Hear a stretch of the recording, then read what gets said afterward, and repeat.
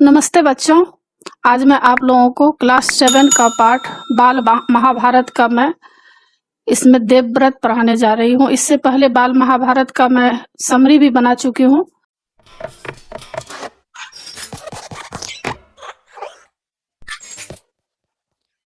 बच्चों, क्लास 7 वसंत और क्लास 7 बाल महाभारत कथा का इम्पोर्टेंट नोट्स और टेक्स्ट बुक का पीडीएफ फाइल डाउनलोड करने के लिए इस वीडियो के डिस्क्रिप्शन में दिए गए प्रोसेस को फॉलो करके आप आसानी से पीडीएफ फाइल डाउनलोड कर सकते हैं। और क्लास 7 का बहुत सारा चैप्टर आसान रूप से मैं आप लोगों के लिए पढ़ाई हूँ। उसको देखने के लिए आप ऊपर दिए गए आई बटन पर क्लिक करके देख सकते हैं, या नीचे दिए गए डिस्क्रिप्शन बॉक्स में देख सकते हैं, या प्लेलिस्ट में जाकर देख सकते हैं। और बच्चों, आप जो भी चैप्टर पढ़ना चाहते हैं उस चैप्टर का नाम लिखकर उसके आगे मेरे चैनल का नाम लिखिए। देवजनागरी स्पेलिंग है DEVZ स्पेस देकर NAGRI, और यूट्यूब पर सर्च कीजिए, आपको वह चैप्टर आसानी से मिल जाएगा और आपकी पढ़ाई आसानी से हो जाएगी। और आप मुझे इंस्टाग्राम, फेसबुक और ट्विटर पर भी फॉलो कर सकते हैं। तो बच्चों, अभी शुरू करते हैं। देवव्रत बाल महाभारत का देवव्रत है। हस्तिनापुर के राजा शांतनु गंगा नामक सुंदर युवती के रूप सौंदर्य से इतने प्रभावित हुए कि उससे विवाह करने हेतु उसकी शर्तों को मानने के लिए राजी हो गए।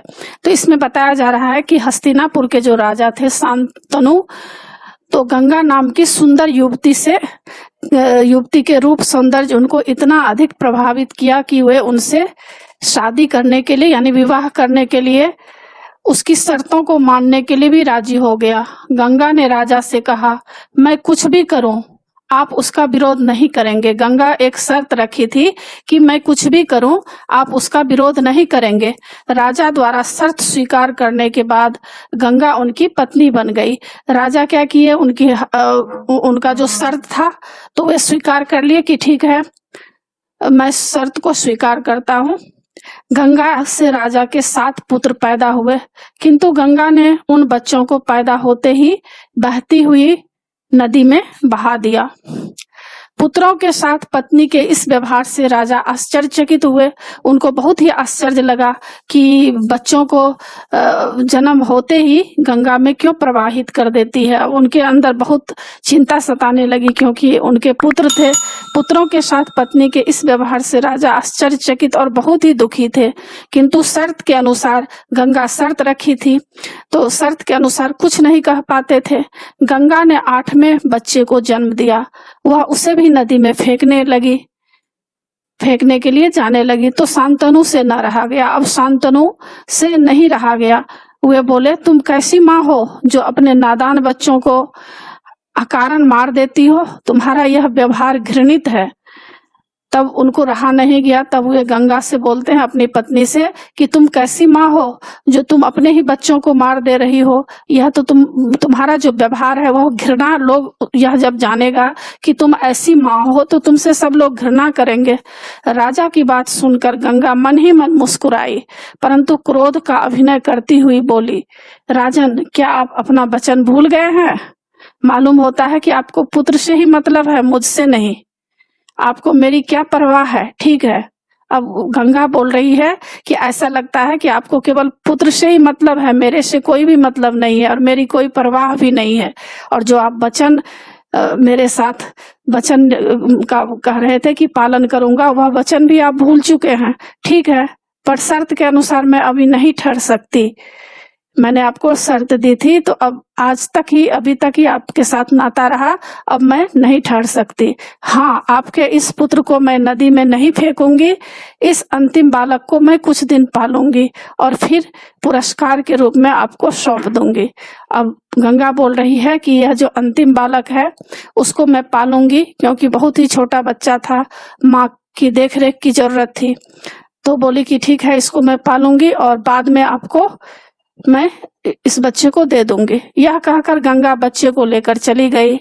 यही बालक देवव्रत था, जो बाद में भीष्म के नाम से प्रसिद्ध हुआ। तो बच्चों, आप लोग जान गए होंगे कि यही बच्चा जो है आगे चलकर भीष्म बने हैं।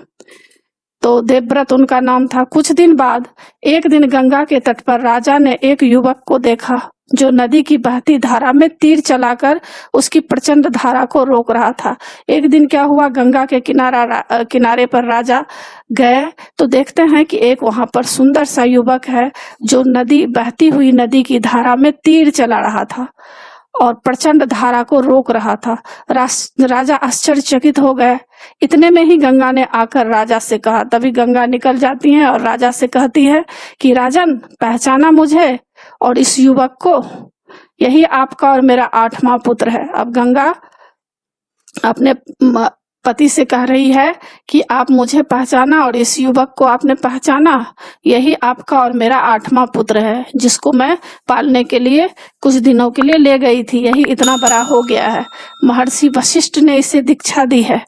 शास्त्र ज्ञान में शुक्राचार्य और रण कौशल में परशुराम ही इसका मुकाबला कर सकते हैं। यानी शास्त्र ज्ञान में शुक्राचार्य जी से शास्त्र ज्ञान सीखे थे और रण कौशल कैसा होना चाहिए वे परशुराम से सीखे थे, तो परशुराम ही इसका मुकाबला कर सकते हैं। यह जितना कुशल योद्धा है उतना ही चतुर राजनीतिज्ञ भी है। उनकी माँ बता रही हैं कि यह कुशल योद्धा है और बहुत ही चतुर राजनीतिज्ञ है। आपका पुत्र मैं आपको सौंप रही हूँ, अब ले जाइए इसे अपने साथ। गंगा ने देवव्रत का माथा चूमा और आशीर्वाद देकर राजा के साथ विदा कर दिया। तो आप लोग बच्चों जान गए कि देवव्रत कौन थे। देवव्रत के बारे में सारी जानकारी हो गई और यहाँ पर कुछ शब्दार्थ दिए गए हैं, तो इस शब्दार्थ को याद करना होगा, तो अच्छी तरह से याद कर लीजिएगा। इसमें सारा शब्दार्थ लिखा हुआ है और आगे है इसका प्रश्न उत्तर जो कि आपके एग्जाम में पूछे जाएंगे।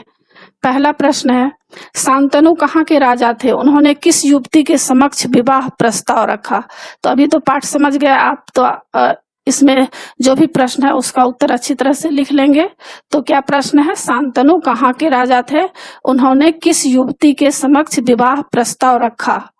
तो उत्तर है शांतनु हस्तिनापुर के राजा थे। उन्होंने गंगा नाम की युवती के रूप सौंदर्य पर मुग्ध होकर उसके समक्ष विवाह का प्रस्ताव रखा।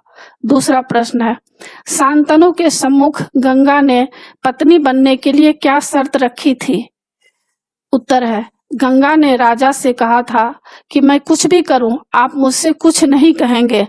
शांतनु ने शर्त स्वीकार कर ली थी। तीसरा प्रश्न है, गंगा ने कितने पुत्रों को नदी की बहती धारा में फेंक दिया था? उत्तर, गंगा ने अपने 7 पुत्रों को पैदा होते ही नदी की धारा में फेंक दिया था। चौथा प्रश्न है, पुत्र को नदी की धारा में फेंकने के बाद गंगा कहाँ जाती थी? उत्तर, पुत्र को नदी की धारा में फेंकने के बाद गंगा हंसती मुस्कुराती राजा शांतनु के महल में आ जाती थी। पांचवा प्रश्न, गंगा जब 8वें बच्चे को लेकर नदी की ओर चली तब शांतनु ने उससे क्या कहा? उत्तर, गंगा जब 8वें बच्चों को नदी की ओर लेकर चली तब शांतनु ने कहा, माँ होकर अपने नादान बच्चों को अकारण ही क्यों मार दिया करती हो? यह घृणित व्यवहार तुम्हें शोभा नहीं देता है।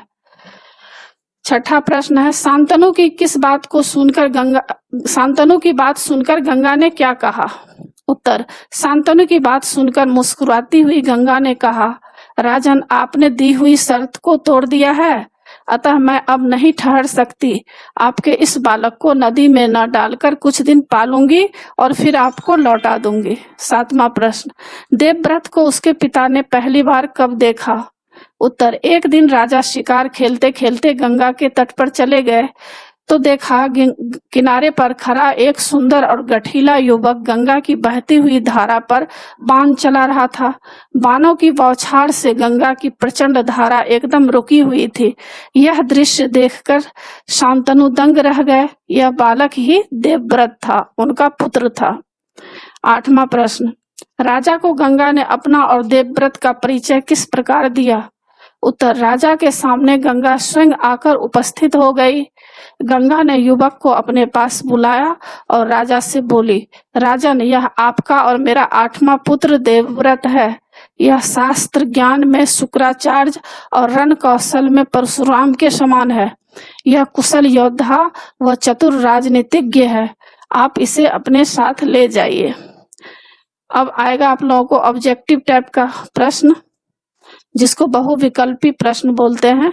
तो पहला प्रश्न है, शांतनु ने किस युवती के समक्ष विवाह का प्रस्ताव रखा? तो इसमें ऑप्शन दिए रहेंगे आप लोगों के एग्जाम में, 4 रहेगा ऑप्शन, जिसमें से 1 सही रहेगा, बाकी 3 गलत रहेगा। तो इसमें आप सही उत्तर नीचे भी दिया गया है और मैं बता भी रही हूँ आपको कि शांतनु ने किस युवती के समक्ष विवाह का प्रस्ताव रखा। तो क का उत्तर सही होगा, गंगा। दूसरा है, गंगा ने कितने पुत्रों को नदी में फेंका? तो इसका 4 ऑप्शन है, जिसमें से ख सही है, 7। तीसरा प्रश्न है, 8वें पुत्र को जब गंगा नदी में बहाने गई तो शांतनु ने उसे क्या कहा? तीसरा प्रश्न है, इसका उत्तर है ग का, इस तरह नादान बच्चों को अकारण मारना तुम्हें शोभा नहीं देता। चौथा प्रश्न है, शांतनु के पुत्र का नाम क्या था? चौथा प्रश्न, इसमें ग सही है, देवव्रत था। तो बच्चों, इसी के साथ पाठ की समाप्ति होती है। आशा है आप लोगों को सब समझ में आ गया होगा। एग्जाम के लिए अच्छी तरह तैयार कर लीजिएगा। और बच्चों, आप मेरे चैनल देवज नागरी को सब्सक्राइब कीजिएगा और सब्सक्राइब के बगल में बेल आइकन बटन है, उसे जरूर क्लिक कीजिएगा, लाइक कीजिएगा और शेयर कीजिएगा। कमेंट्स कीजिएगा कि आपको यह पाठ कैसा लगा। नए पाठ के साथ फिर मैं मिलूंगी बच्चों। धन्यवाद।